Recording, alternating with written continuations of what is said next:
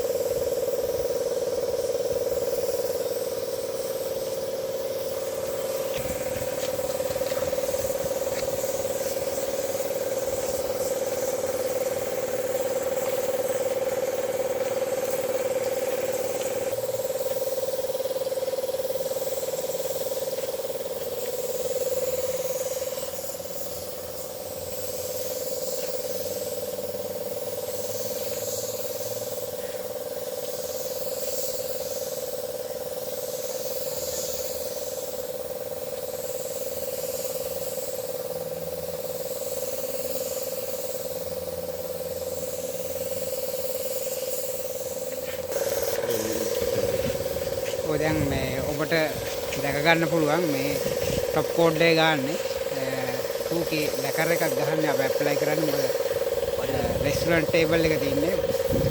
ඒ කියන්නේ එළියේ තමයි ගොඩක් දුරට පාවිච්චි කරන්නේ. ඉතින් මේක අවුවට වැස්සට ඔරොත්තු දෙන්න විදිහට අපි 2K පාරක් තමයි ලාස්ට් කෝඩ් එක টপ කෝඩ් එක ඇප්ලයි කරන්නේ.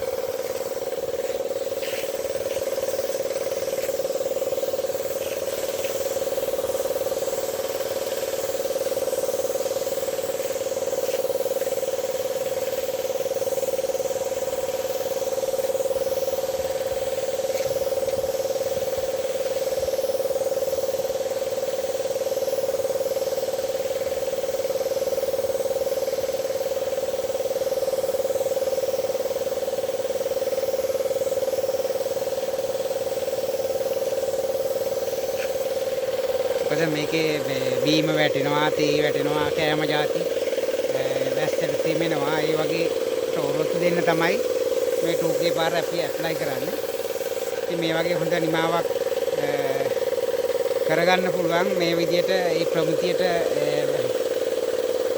මේ වැඩ කටයුතු කරනවා නම්. එහෙමනම් අපි තවත් දවසක හම්බෙමු.